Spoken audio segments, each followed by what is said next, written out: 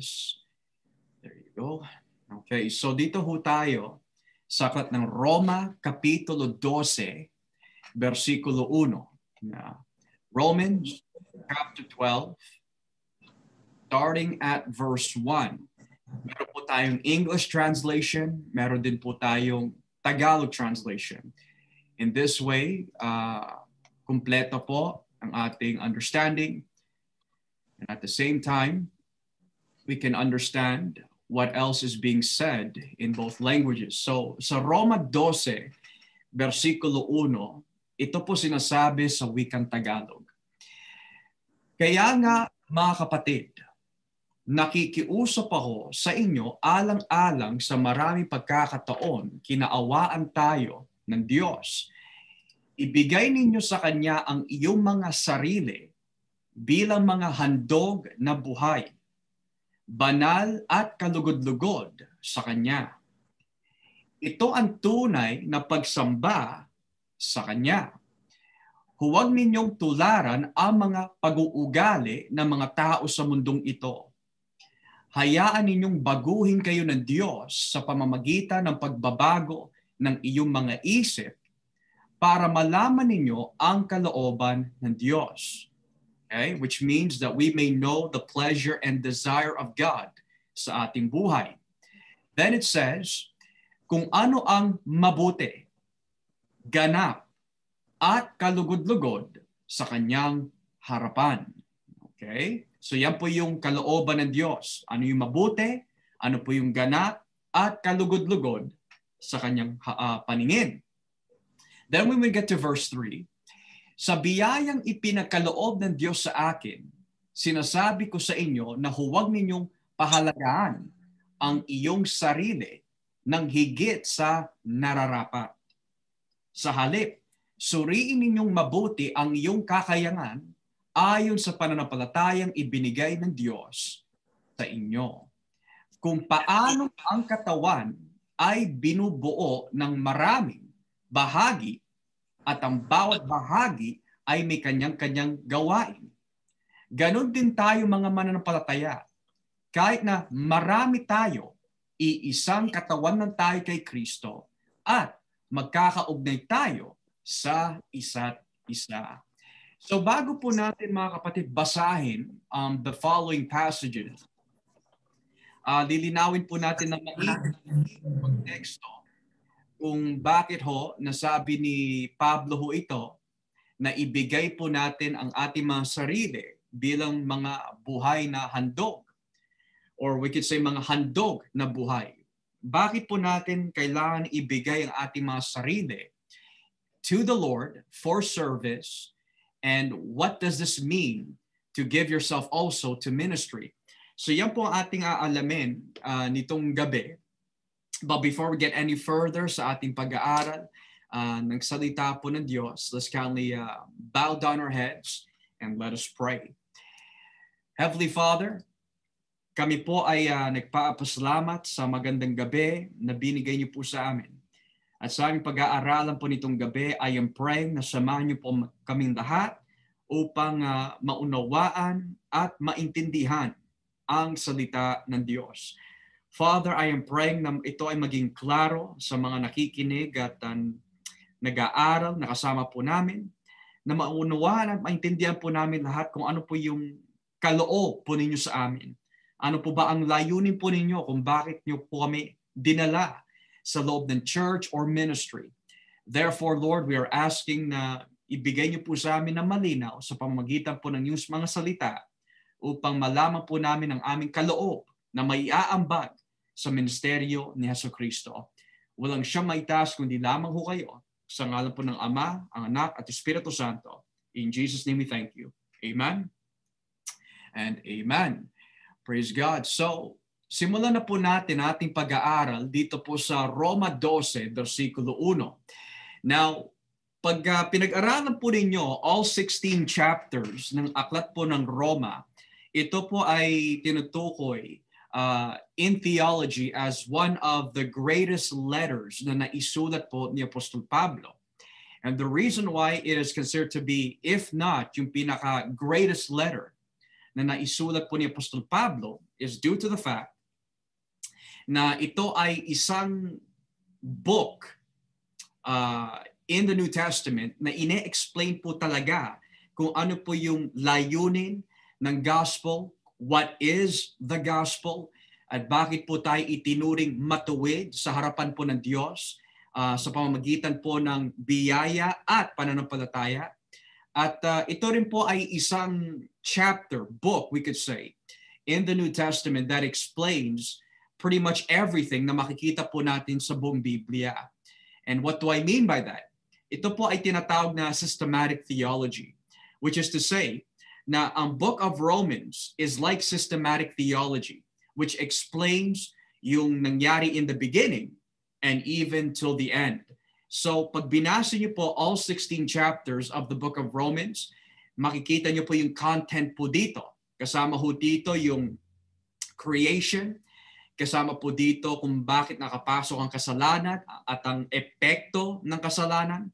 Kasama rin po dito yung gospel message, what is the gospel, the purpose of the gospel, why we need the gospel, and how we are made righteous sa harapan po ng Diyos because of faith in Jesus Christ, which of course is the gospel.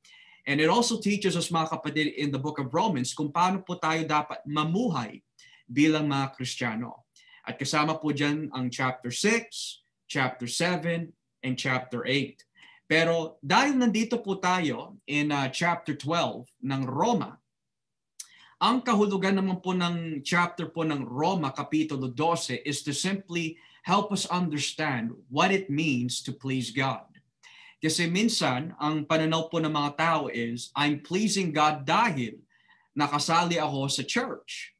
Or, I am pleasing God because of the fact na ako ay nagbigay ng ikapo sa loob ng iglesia.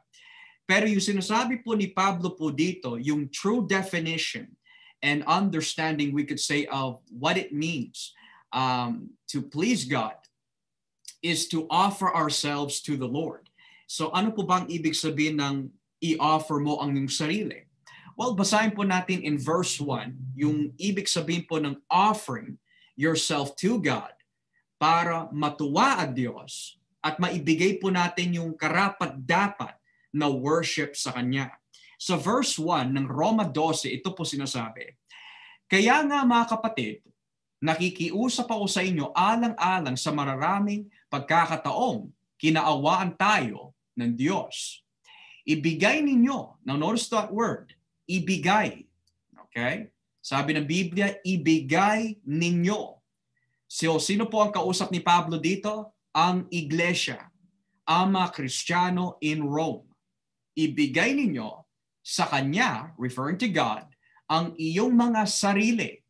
So yung buong pagkatao natin sa Panginoon bilang mga handog na buhay. Now what does that mean, mga handog na buhay? Well, sa Lumang Testament o sa Lumang Tipan, ang mga handog na binibigay po sa Diyos, whether it be in the form of burnt offering or sin offering, usually mga hayop ang binibigay po bilang mga handog sa Diyos to please God and to honor God. Pero yung mga hayop po na yun, of course, ay pinapatay. Pero yung sinasabi po dito ni Pablo is, ibigay ninyo ang yung mga sarili bilang mga handog na buhay. Hindi handog na patay, which is just another way of saying na wag mo patayin ang yung sarili to offer to the Lord, but rather it's saying na habang tayo ay binibigyan ng Diyos ng biyaya at kalakasan na mabuhay, we have to give ourselves to the Lord habang tayo ho ay buhay. And that would involve, syempre po, yung ating kalakasan, ang ating puso, ang ating kalot espiritu, ang ating isip, ang ating kakayanan. Kung ano man po ang binibigay po sa atin ng Diyos habang tayo ho ay buhay. Sabi ng Biblia, ibigay natin ang ating mga sarili bilang handog na buhay. And then it says, banal at kalugod-lugod sa Kanya. So ano po ba ang nagbibigay ng kaluguran sa ating Panginoon when we offer ourselves to Him?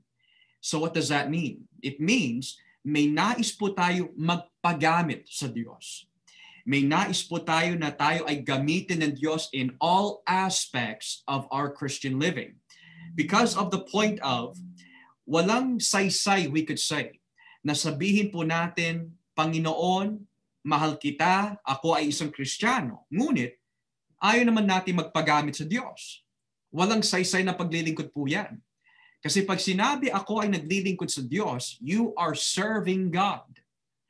And when it means by serving God, kasama po diyan how God can use you the way He desires to use you. So, kung titingnan po natin mga kapatid, sa loob po ng iglesia, habang naglalagay po ang Panginoon ng mga tao po sa iglesia, mga kaluluwa sa iglesia, may layunin ho yan. Sabi po ni Kristo, I will build my church. So if Christ is going to build His church, siya rin ang magdadala ng mga kaluluwa sa loob ng iglesia. Now, the purpose kung bakit po siya maglalagay ng mga tao sa iglesia, upang maggamit, hindi lamang maligtas, pero magamit din yung mga niligtas ho niya para sa kanyang kapurihan. So sabihin na po natin, ang lahat ng mga tao na nandito po ngayon ay niligtas ni Kristo. Praise God. Now kung tayo ho ay niligtas ni Kristo sa pamamagitan po ng kanyang dugo sa krus ng Kalbaryo na ating tinanggap through faith, what is the next step? Kasama po diyan mga kapatid yung paglago sa espiritual. Kaya ho tayo nag-aaral ng Biblia upang dumawak at maunawaan po natin yung katuruan ng ating Panginoon para tayo ay maging ganap at kalugod-lugod sa kanyang harapan. Secondly, hindi lamang lumawak ang ating understanding of God's Word, pero most importantly as well, yung mga natututunan po natin sa Diyos ay magagamit po natin in serving God. Okay? Kaya sinabi po dito, banal at kalugod-lugod sa Kanya. So ang purpose ng Bible study, hindi lamang lumawak ang ating karunungan sa Biblia, pero magamit din po tayo sa ating mga natututunan sa Biblia.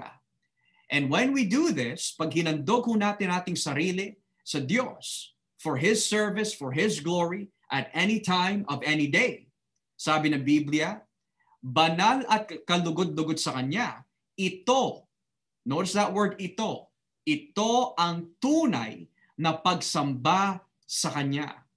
So ang tunay na pagsamba pala po sa Diyos is pag binibigay natin ang ating pagkatao, ang ating sarili, for the glory and service of God. Okay? Pero kung ayaw natin isuko ang buong pagkatao po natin sa Diyos, hindi po yan tunay na pagsamba kay Kristo. So pag sinabi po natin, I'll only serve God on my own time, hindi tunay na pagsamba po yon. O sabihin po natin, I will attend whenever I feel like it. Or I will only study God's Word whenever I feel like it. Basta ako ay naniniwala sa Diyos. Mali ho yun, sapagkat ang tunay na pagsamba kay Kristo is not to limit God in our lives, but rather, sabi ng Biblia, ibigay ninyo ang iyong buhay bilang handog na buhay sa Diyos. So kung may nais po tayo maglingkod sa Diyos, kailangan may nais din po tayo magpagamit sa Diyos. Tandaan po ninyo mga kapatid, lahat ng dinadala ng Panginoon sa loob ng kanyang iglesia, or we could say, kinatawan, there is a reason and purpose for this. Okay? So, verse 2. Dito po tayo sa verse 2. Huwag ninyong tularan ang mga pag-uugali ng mga tao sa mundong ito. Which means, wag nating gayahin ang maling pamumuhay ng mga tao na hindi ligtas, mga taong hindi makadiyos, mga tao na hindi makakristo ang kanilang pamumuhay. So kung sila ay nagsasalita ng isang bagay na hindi tama, wag nating gayahin. Kung sila ay namumuhay sa karumihan, kabastusan, or we could say mga bagay na hindi nakakalugod sa Diyos, wag natin tularan. Yan ang sinasabi po ng Biblia. Bakit ho? Dahil naglilingkod ho na tayo sa Diyos. At pag ang isang Kristiyano ay naglilingkod sa Diyos, hindi niya dapat tularan ang maling at makamundong pamumuhay. Ang sa Diyos ay sa Diyos. Ang hindi sa Diyos ay hindi sa Diyos. Okay? Then it says here, hayaan ninyong baguhin kayo ng Diyos sa pamamagitan ng pagbabago ng iyong mga isip. So God is going to give us a new mindset pag ibinigay mo ang iyong buong pagkatao sa Kanya. Kaya madalas hindi nababago ang isipan ng maraming tao is because of the fact hindi pa nila binibigay ng buong, we could say, ang kanilang sarili sa Diyos. Kaya ang isipan, ang mentality, hindi nababago because the heart has not been fully surrendered to Christ. So, ano po yung pamaraan ng Diyos, we could say, para mabago ang ating isipan? When we continue to read and study the Bible. Sapagkat ang salita ng Diyos ang nagbibigay po sa atin ng karunungan. Ang salita po ng Diyos ang nagbibigay po sa atin ng instruction at katuruan upang turuan po tayo yung tamang pag-iisip, tamang pamumuhay, tamang pananalita, everything. Kaya pag ang salita ng Diyos ay iningatan po natin sa ating mga puso, ang magdudulot po nito, or rather, ang idudulot po nito, ay yung pagbabago ng ating mga pag-iisip.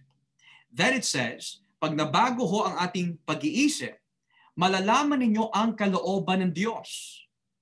So, the more we study the Bible, the more nababago ang ating isipan, the more we know about God's desire and will for our lives. Tulad po na ito, kung ikaw ay isang bagong mananampalataya, Panginoon, or God, o Diyos, ano po ba ang iyong plano para sa akin? So malalaman po natin ang plano at kalooban ng Diyos sa ating buhay pag patuloy ho tayo nag-aaral ng kanyang mga salita. Sapagkat ang lahat ng bagay na gusto po natin hanapin at alamin patungkol po sa kanyang kalooban, desire, plan for our lives, ay naka-reveal na ho sa atin sa loob ng Biblia. Okay? So ang Biblia nagbabago na ating isip, ang Biblia nagbabago na ating puso, ang Biblia nagbibigay po sa atin ng tamang pag-iisip, and therefore, sa loob at pag-aaral ng Biblia, yan ang magbibigay po sa atin ng linaw kung ano ang kalooban ng Diyos. So, I encourage you mga kapatid, kung may kahinaan po tayo na maari, nagkukulang po tayo sa oras o panahon, o maari tinatamaan po tayo ng katamaran na basahin at suriin ang Biblia, talagang manghihina ho tayo at hindi natin malalaman yung mabuti at ganap at kalugod-lugod sa kanyang harapan. So we have to study the Bible para lumago po tayo sa espiritual. We have to study the Bible para malaman po natin ang tama at mali at maging ganap po tayo ng mga Kristiyano sa harapan po ng Diyos. Now, sabi din po dito in verse 3 or verse 2, ang kalooban ng Diyos is mabuti at ganap at kalugod-lugod sa kanyang paningin, which again, can only be found in the Word of God. Okay? Verse 3, sa biyayang ipinakaloob ng Diyos sa akin, which is the gift of being an apostle, sinasabi ko sa inyo na huwag ninyo pahalagaan ang iyong sarili na higit sa nararapat. So don't make yourself seem like you're better than others because may kaloob ka o may kakayanan ka that may be different from other people. For example, sabihin po natin na si Brother June, tinawag po siya na maging pastor. Now, Brother June's job is not to boast na siya ay isang pastor and therefore he's better than anyone. But rather, kailangan suriin po niya, kailangan po niya ingatan ang kanyang tawag, and he must accept na yung kanyang tawag at kaloob na binigay sa kanya ng Panginoon is never to think of himself better or higher than anyone else. So kung siya ay tinawag na maging pastor, wag niya ipagmayabang na siya ay pastor, wag po niya igihit sa mga tao na mas marunong siya o mas magaling po siya. Pero sabi ng Biblia, sinasabi ko sa inyo na huwag ninyong pahalagaan ang inyong sarili na higit sa nararapat. Which means kung tayo ay binigyan ng kaloob ng Diyos, ayon sa nakikita ng Diyos na nararapat, hanggang doon lang po tayo. Ang lahat ng kapurihan, ibalik lamang sa Panginoon. Ang mga karunungan na binigay niya sa atin, ibalik po natin ang kapurihan sa Diyos. Huwag tayo magmayabang, magmataas, because it is not right in the sight of God. Then it says in verse 3, sa halip, suriin ninyong mabuti ang iyong kakayanan, ayon sa pananampalataya ibinigay ng Diyos sa inyo. Amen? So, ang lahat ho tayo na pinagsama-sama po ng Diyos, pinagtipon-tipon sa loob ng iglesia, we have different gifts and calling. Tandaan po natin yan. Hindi lahat ay tinawag na maging propeta, Hindi lahat ay tinawag na maging singer. Hindi lahat ay tinawag na maging pastor. So, sabi ng Biblia, suriin ninyong mabuti ang iyong kakayanan ayon sa pananampalatayang binigay ng Diyos sa inyo. So, whatever gift is that God has given to us, suriin po natin. So, what does that mean na suriin ho natin ang ating mga gifts or ang ating abilidad? It means, kung ano yung kaloob na binigay sa atin ng Diyos, na nakikita ho natin at nakikita din po ng iba in a very consistent way, kung saan ka ginagamit ng Diyos, doon ho tayo. Yun ang linya po natin. So kung tinawag po ako na maging pastor, yun po ang linya ko. Yun ang kaloob ko. Doon po ako. Doon po ako magpapagamit in my call of being a pastor. Or I would use, let's say for example, sila Brother Rodson. Tinawag po siya not only to play drums, pero binigyan din po siya ng abilidad ng Diyos at karunungan ng Diyos para gamitin yung kanyang karunungan in technology and yung media system, we could say, para mapalaganap ang salita ng Diyos through live stream. So yun po ang kanyang linya. So if that is his gift, he should stay there. Amen? So ganun din po sa atin mga kapatid. Whatever your gifts are, dun po tayo. Now, the question might be, paano ko malalaman yung gift ko? Meron nga nagsabi po sa akin or nagtanong, Pastor, and this was a young kid, a young man, sabi niya, Pastor, I have a gift in boxing. So, what can you say about that? Well, kung ang gift po natin is in boxing, sigurado, sorry about that, palakasin ko lang po yung volume. Thank you for letting me know. So, sabihin na po natin na ang gift po is, sabi nga po ng bata, ang gift ko is boxing.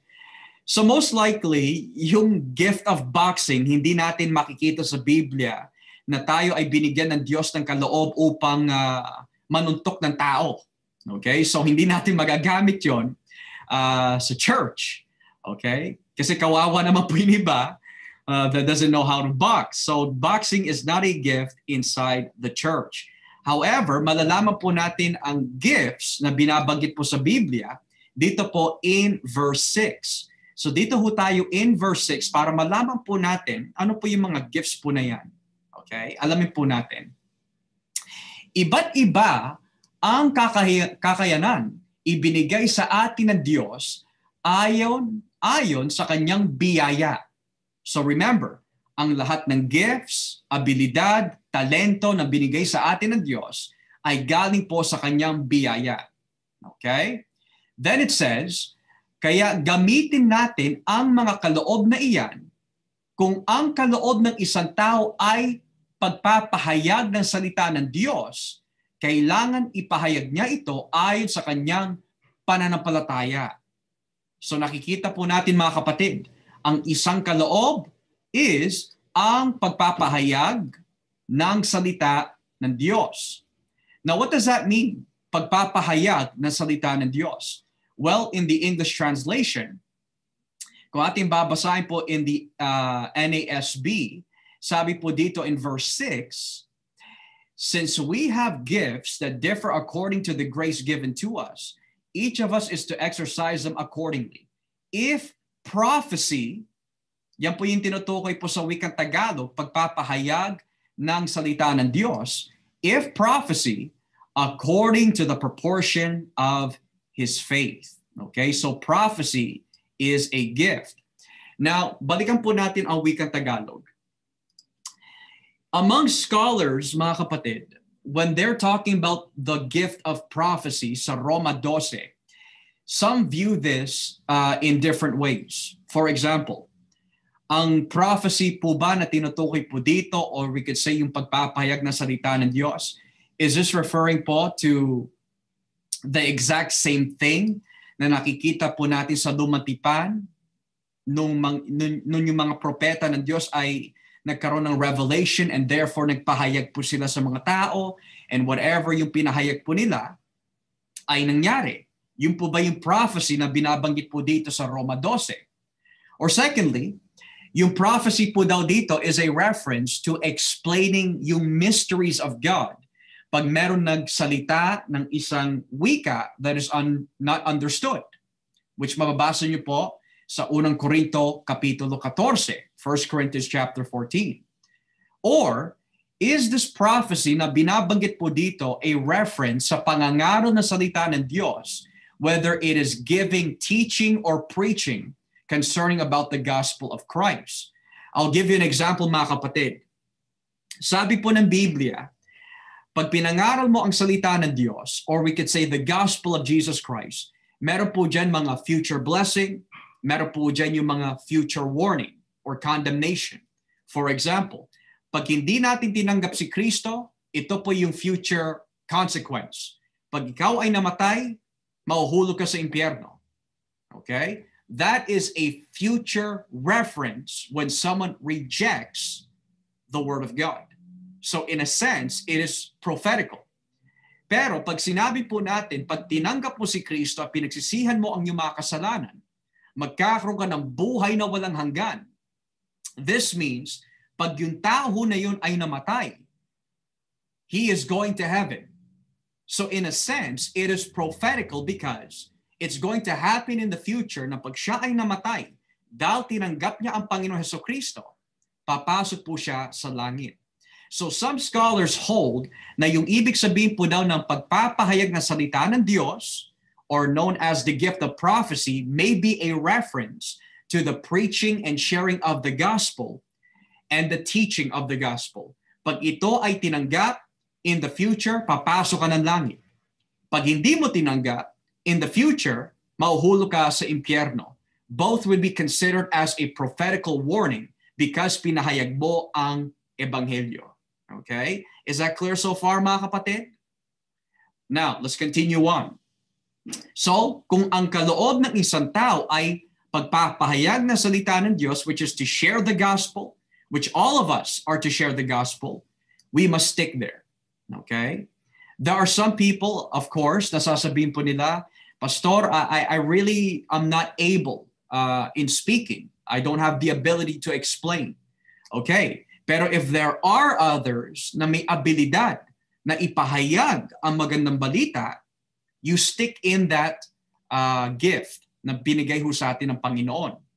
And then it says here, kailangan ipahayag niya ito ayon sa kanyang pananampalataya, which means whatever the ability and grace God has given to us upang gamitin yung kaloob po na yan, dun lang po tayo. Okay? Then in verse 7, kung ang kaloob niya ay ang paglilingkod sa kapwa, maglingkod siya. Now what does that mean, paglilingkod sa kapwa? Does this mean ang lahat ng tao paglilingkuran po niya in and outside of the church? It seems to imply sa konteksto po ng versikulo 7 na yung paglilingkod na binabanggit po dito may be a reference sa paglilingkod sa mga tao sa loob ng iglesia. Tulad po na ito. Let's say for example, may mga kapatiran po tayo sa loob ng iglesia na talagang matulungin. At paano po sila nakakatulong sa loob ng iglesia? Well, I'll give you a few examples. May nagfa-follow up po sa mga kapatiran. May nangangamusta sa mga kapatiran. Meron nagluluto para pakainin ang mga ibang kapatiran. O masabi din po natin na kung may mga katanungan, yung mga kapatiran, nandun po siya upang tulungan, paglingkuran yung mga kapatid po natin sa pananampalataya upang sila ay ma-benefit at ma-edify sa espiritual. So pag sinabi paglilingkod sa kapwa, malawak ho yan. What can I do to serve the people in the church? Doon po tayo.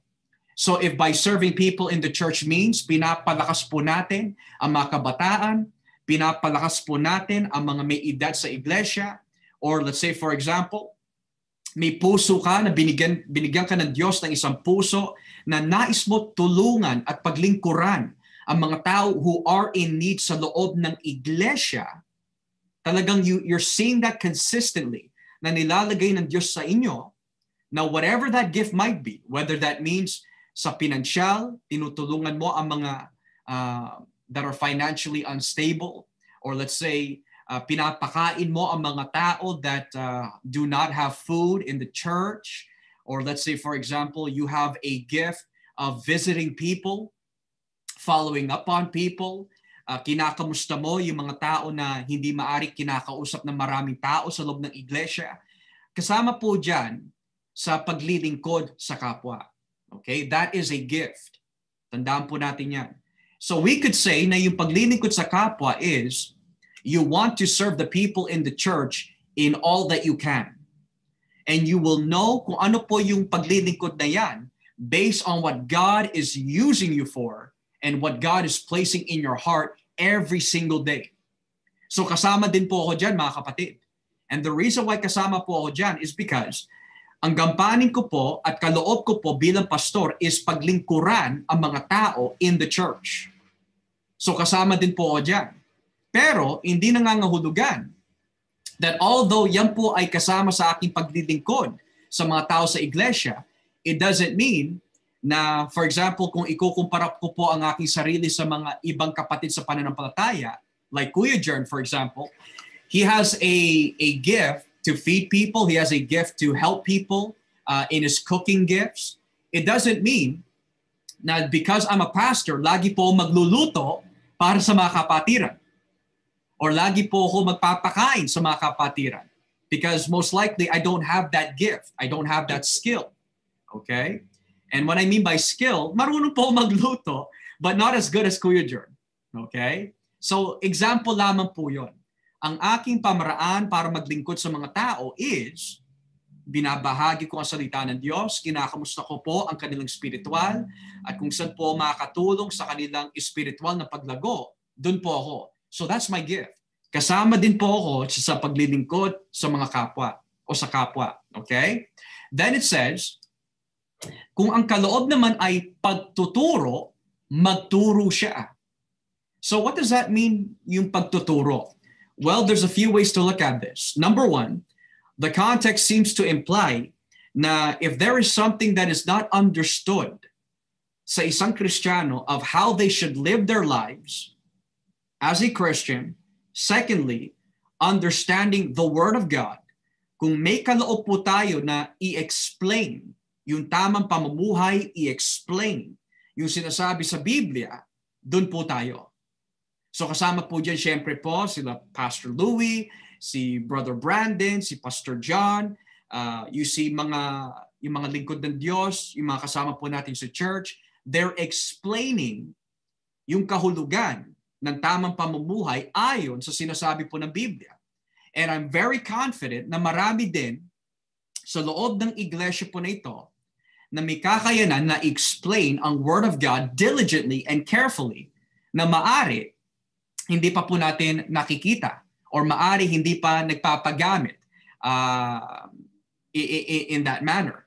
Pero kung may kaloob po tayo magturo, kung may kaloob po tayo na i-explain ang salita po ng Diyos, magpagamit po tayo. Okay? Magpagamit po tayo. And then in verse 8, kung pagpapayo, magpayo siya ng mabuti. Now what does that mean, yung pagpapayo? Well, in the English translation ng Roma 12, versikulo 8, or he who exhorts in his exhortation. Now, pag sinabi to exhort, this simply means, mga kapatid, pinapalakas niya ang mga tao through godly advice and the Word of God. So, hindi lamang kasama Pastor Jan, hindi lamang kasama ang mga tagapagturo na salita ng Diyos, pero we can also say that there are people na may nais talaga to encourage others in Christ. For example, nakikita po natin sila Sister Rica, sila Sister Jen, nakikita po natin sila Brother June. We see that they have a desire to impart what they've learned from God because ang kanilang motibo ay makita na lumakas ang mga kapatiran. Okay? So let's say for example, kung ikaw ay isang babae in Christ, tapos pinapalakas mo ang mga ibang kapatiran na babae, that's a form of exhortation. Or kung ikaw ay isang lalaki sa iglesia, and kinakamusta mo ang bawat kapatiran, pinapalakas mo sila, yun po ay kasama sa isang kaloob ng pagpapayo. And syempre, pagkasama po dyan yung pagpapayo, kasama din po dyan dapat yung karunungan ng Diyos, because if you don't have the wisdom of God from the Bible, there's nothing really that you can give to exhort. So ang isang tao na may kaloob ng pagpapayo, we could say, ang lahat ng kanyang pinapayo ay nanggagaling sa Biblia. Ang lahat ng kanyang sinasabi para lumakas ang mga kapatiran ay nakikita sa Biblia. Kaya sinabi, kung pagpapayo, magpayo siya ng mabuti. At ano po ba ang mabuti? Ang mabuti ay nakikita sa Biblia. Okay? Then it says, kung pagbibigay, magbigay siya ng maluwag. Okay? So pag sinabi pagbibigay, sa wikang English naman po, he who gives with liberality. What does that mean? May puso ho siya na mapagbigay. Now, yung pagbigay po niyan is generosity. Whether that be material, pagkain, pinansyal, may puso po siya na nais po niya tulungan yung mga tao na nangangailangan. So, what's quite interesting about this, mga kapatid, is may mga katanungan. Di po ba, pastor, ang lahat ng Kristiyano dapat maging matulungin? Dapat they should be very generous, ang lahat ng Kristiyano? That's true. Pero there are some Christians na talagang ang buong purpose ng Diyos sa kanilang buhay is to use them para pagpalain ang mga tao who are in need. For example, let's say kayo ay binigyan ng kaloob ng Diyos na mapagbigay or generous. And at the same time, pinagpala ka ng Diyos consistently in finances. Let's say pinagpala ka ng Diyos sa pinansyal. Ikaw ay pinagkaloob ng Diyos na magandang trabaho, magandang sahod, and then binigyan ka rin ng Diyos ng puso na tulungin yung mga tao na dapat tulungan. So pag nakikita mo ang iyong kapatid, financially unstable, and you know they're in need, may puso ka na talagang maluwag na tulungan po siya. Or let's say, for example, nakita mo ang iyong kapatid walang grocery. May puso ka na maluwag na tulungan yon. Or let's say, may nakita ka na may pangangailangan ang iglesia, ang ministry. There are bills to pay. Or let's say, there is a need in the church. May puso ka na tulungan po yung iglesia because may puso ka na binigyan ka ng Diyos ng ganyang klaseng puso na maluwag. Kaya sabi ng Biblia, kung pagbibigay, whether that be material, financial, food, you name it, magbigay siya ng maluwag. So hindi sinabi magbigay ka ng pilitan, but rather maluwag. God loves a cheerful giver. Okay? So I see this in the church. May mga ganyan na talagang pinagkaloob po ng ganyang klaseng gift in the ministry. Then it says here, kung pamumuno, mamuno siya ng buong sikap. This speaks of leadership. Kasama din po dito, mga kapatid, ang pagpapastor, ang pagtuturo ng salita ng Diyos. Kasama din po dito, we could say, it's mostly referring to leadership in the church. So pag yung tao na yan ay talaga nakikitaan that not only are they biblically able to teach God's word, but at the same time na may nais po sila na mag-alaga ng mga kaluluwa sa loob ng iglesia, not because siya ay nagmamayabang, not because of the fact na gusto niya makilala siya ng mga tao, but rather talagang ang puso niya is for the people of the church. The purpose of leadership in the church, mga kapatid, I want to make this very clear. The purpose of leadership in the church is to be used and to take care of the people with love. Yun ang dahilan kung bakit naglalagay ang Diyos ng mga pastor, ng mga deacons, ng mga tagapagturo sa loob ng iglesia para alagaan ang mga tao in love. Not so that they could be popular, not so that masabi lang may alam sila o marunong sila, but rather talagang may malasakit po sila sa mga tao in the church. So, you will know na tinatawag ka sa we could say in leadership. Yung sinasabi po dito, yung pamumuno. Well, one of the things that we could see in the Bible is that you have a great desire to follow up on people, to take care of souls, alagaan yung mga kaluluwa, at talagang may burden ka na makita sila na magamit ng Diyos at lumago sa espiritual. So you will know that you are being called to pastor when you want to see these people coming into the church to grow to be like Christ. Hindi mo matanggal sa iyong isipan, sa iyong puso, yung mga tao sa loob ng iglesia. At araw at gabi, pinapanalangin mo sila na sila ay manatili kay Kristo, na sila ay magamit ng Diyos, na sila ay pagpalain ng Diyos. Araw at gabi, ang mga tao na yan ay nasa isipan po natin. That is how you know that God is calling you for leadership. God has also given you the wisdom of how to take care of people, hindi ayon sa ating intellect, pero ayon sa sinasabi ng Biblia. Because there are a lot of intelligent people, pero yung intelligence na sinasabi po dito para maging isang tagapag-alaga or we could say isang leader sa loob ng iglesia, yung intelligence po niya ay nanggagaling sa Biblia. And the reason why they know what they're supposed to do is because they understand the teachings of the Word of God.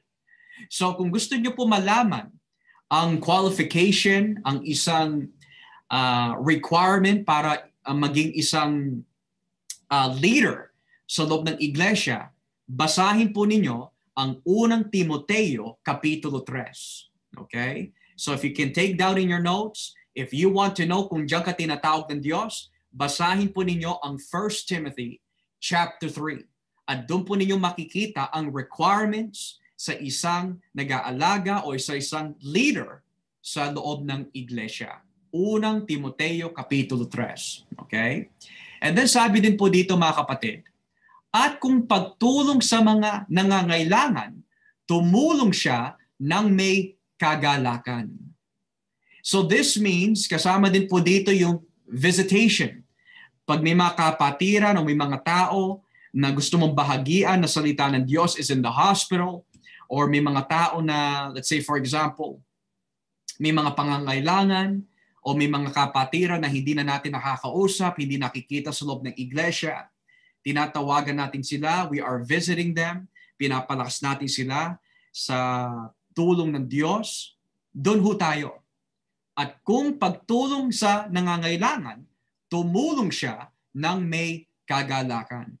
So ang lahat ng nabasa ho natin dito mga kapatid, from verse 6 hanggang versikulo 8, ay tumutukoy po sa mga gifts sa loob ng iglesia. And the reason why sinabi po dito in verse 1, na ibigay ninyo sa Kanya ang iyong mga sarili bilang mga handog na buhay, the reason why we want to commit ourselves to the Lord, number 1, namatay po siya para sa ating mga kasalanan. Number 2, dahil siya ang unang umibig ho sa atin, kung bakit po natin minahal ang Diyos, because siya ang unang nagmahal ho sa atin, we are willing and desiring to offer our lives to Him. And because you want to offer your life to Him, ang magiging bunga po niyan, gagamitin ka ng Diyos kung saan ka dadalhin in the ministry. Kaya napaka-importante that if God is leading you to a church, the reason why you want to commit to that church, gagamitin ka ng Diyos not only on the outside, but most importantly, sa loob ng church that you are committed to. Okay? Now, for example, the reason why dinala si Brother June po dito in this ministry to commit, para gamitin po siya to become a deacon in the church. Ganon din po sila Brother Brandon. The reason why ginagamit po si Brother Brandon na malakasan in the ministry is because God brought him in this ministry para mag-commit, para kung ano man po yung kaloob po niya, maiaambag po niya in the church to help those in the church and even outside of the church. So tandaan po natin mga kapatid, bilang mga Kristiyano, hindi lamang po natin tinutulungan yung mga tao on the outside, but the biblical teaching to why Dinadala tayo ng Diyos sa loob ng iglesia para mag-commit, para magamit po yung ating mga kaloob for the people in the church that are in need. At yun po ay biblical. Makikita po natin sa Book of Acts why the Christians committed to the apostles para magamit po sila outside of the church and inside of the church. Okay? So, napaka-importante na malaman po natin why God brought us to a church. Para kung ano man po yung kaloob po natin, which nabasa po natin kanina in verses 6 to 8, magagamit po natin for the glory of God in the church and as well outside of the church. Kaya most likely kayo ay dinala po sa amin mga kapatid, lalo na po sa mga iba po dito na matatagal na po namin kasama. You have openly said and declared na you are committed to this church, and we are grateful that you are committed to this ministry because not only magagamit ka sa ministeryo po na ito, pero malalaman din po ninyo yung tawag po ninyo sa Diyos. Hindi po natin makikita sa Biblia na pag ang isang tao ay niligtas ni Kristo, they just do whatever they want. They can go to Ephesus, they can go to Thessalonica, they can go to Rome. Pero in the Bible, pag binasa niyo po all 28 chapters of the book of Acts, makikita po ninyo in all 28 chapters, the moment ang isang tao ay niligtas ni Kristo, they become committed to an apostle, which means sila ay nagpapasakop sa isang leader in the book of Acts para sila ay alagaan. So yan po ang dahilan kung bakit po tayo nagko-commit. Hindi lamang po magpagamit sa church, pero nais po natin na tayo ay alagaan ng mga tao who are spiritual leaders para tayo ay lumago at maging ganap na Kristiyano. So, look at it this way mga kapatid. Lalo na po sa mga bago, if you are been attending, let's say for 1 to 4 years na po in the ministry, or magwa 1 year na po tayo in the ministry of this church, the whole main purpose of why you want to commit, you want to be taken care of by pastors who want to see you grow, who want to see you be used by God, at maabot po ninyo ang iyong tawag that Christ has called you for. That is the whole purpose of committing to a church. You want to be taken care of. Okay? Kaya malinaw na sinasabi sa Biblia in the book of Hebrews chapter 12 or Hebrews chapter 13 rather, na magpasako po tayo sa mga pastors of the church. Now, kung hindi po tayo magko-commit sa ministry, hindi po natin matutupad po yun because if we go to different churches, we won't know which pastor to submit to. Malino na tinuturo po sa 1 Peter chapter 5, sa Hebreo kapitulo 13, na magpasako po tayo sa mga tao that want to take care of our souls. Well, patunayan po natin yan. Dito po tayo sa aklat ng Hebreo, okay? Hebreo kapitulo 13, at simulan po natin ang basa dito po sa versikulo 17. And I believe dito na po tayo magtatapos. So, Hebreo 13, versikulo 17, Hebrews 13, verse 17. Ito po sinasabi. Sundin ninyo ang mga namumuno sa inyo. Okay? At magpasakop kayo sa kanila. This does not mean na sila na ang maghahari sa ating buhay. Yeah, that's not what it means. Pag sinabi magpasakop, you want to be taken care of. Kaya ka nakikinig sa mga pastor is because you want to learn, you want to grow, you want to be used. Gusto mo talaga tuparin ang kalooban ng Diyos sa iyong buhay at malaman din kung ano yung kaloob ng Diyos sa inyo. So that's the reason why nagpapasakop ka. You're submitting to the Word of God through the elders of the church. Dahil sila ang nangangalaga sa spiritual ninyong kalagayan. So, the reason why nagpapasakop po tayo is because they're taking care of your spiritual walk. So, the reason why tayo ay nagko-commit sa church is not because ang babait na mga kapatiran, o dahil mabait ang pastor, o dahil ang ganda ng church building, but rather, talaga nakikitaan mo, inaalagaan ka. So hindi ka nako-commit to this church or any other church because maraming tao. The main reason why nako-commit ka sa loob ng iglesia because nakikitaan mo yung mga namumuno sa iglesia ay may nais na alagaan ka for your spiritual health. Dahil sila ang nangangalaga sa spiritual ninyong kalagayan. Yan ang dahilan, mga kapatid. Then it says, at alam nilang may pananagutan sila sa Diyos sa pangangalaga nila sa inyo. So you want to look for a church where people actually care for your souls. Na may malasakit po sila for your spiritual well-being. Bakit po? Dahil malaki ang pananagutan ng mga pastor. Because it says here, alam nilang may pananagutan sila sa Diyos sa pangangalaga nila sa inyo. So makikita po ninyo, mga kapatid, that if there are churches that you're looking for that don't want to take care of you, they only want to preach to you on Sundays, pero they don't spend time with you, they don't follow up on you, they don't see how you're doing, most likely that's a sign that you should not commit there. Kasi the whole purpose of committing to a church, mahal mo ang Diyos, you're looking to grow in the Word of God, at gusto mo na ikaw ay alagaan ng mabuti sa pamamagitan ng mga lingkod ng Diyos na namumuno sa loob ng iglesia. Then it says here, kung susundin nyo sila, magiging masaya sila sa pagtupad ng tungkulin nila. What does that mean? It means, kung nakahanap ka ng isang namumuno sa iglesia na mag-aalaga sa inyo at willing ka magpasakop sa kanila, sila ay matutuwa. Bakit po? Because not only could they take care of you, pero ang lahat ng kanilang ituturo sa inyo, kung yan ay susundin, hindi magiging sakit sa ulo sa mga pastor. Sabi ng Biblia, kung susundin nyo sila, magiging masaya sila sa pagtupad ng tungkulin nila. So, paano magiging isang benefit ang iglesia sa pastor? Pag yung iglesia, they obey the Word of God. But if the church doesn't want to obey the Word of God, hindi masisihan ng pastor.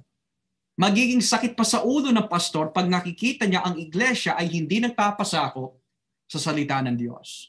Amen?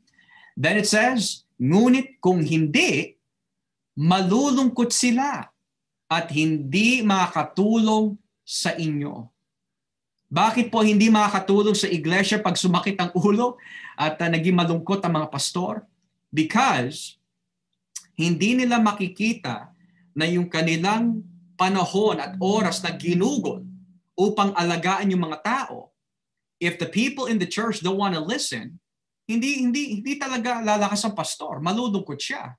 At pag nangihina ang pastor, manghihina din ang iglesia because kung ang pastor ay nalulungkot, na-discouraged, hindi naglalaan ng oras sa Panginoon because of the fact they're so discouraged of what they're seeing in the church, manghihina din ang iglesia. So para matulungan po natin ang bawat isa, magpasakop po tayo sa salita ng Diyos, magpasakop din ang pastor sa salita ng Diyos, and when both sides, both parties, nagpasakop sa salita ng Diyos, magagawa po natin palakasin ang bawat isa sa tulong at biyaya ng Diyos through His Spirit and by His Word. Kaya sa gabi po na ito, mga kapatid, I pray na sa ating pag-aaral about yung mga kaloob, yung tawag ng Diyos sa ating buhay, ay naging malinaw kung ano yung tinuturo po ng Biblia. Kaya po kayo dinala ng Diyos dito in the church is not so that you can just be members to sit down and listen. But most importantly, malugod ang Diyos sa ating buhay. Number 2, magpagamit po tayo ayon sa kaloob na binigay sa atin ng Diyos. Number 3, magamit po yung kaloob na yan in the church to help others and also outside of the church as well. And number 4, malaman mo your place in the kingdom of Christ. Why did God save me? Where is God leading me? And this ability na binigay sa akin ng Panginoon, how can I use this for the glory of God? So yan po ang natutunan po natin sa Roma 12.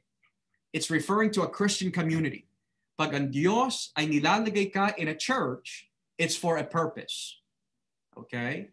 And because God is a God of order, we should follow that order para lalo lumawak at lalo po tayo dumago sa espiritual. Kaya sa gabi po na ito, nawa po meron po tayo natutunan sa salita po ng Diyos. And if we have any questions or anything that we would like to add na biblical, we will do that after our prayer. So if I can get Brother June po to do the closing prayer para ho sa atin, and then we will get into our Q&A right afterwards. Salamat po, Brother June.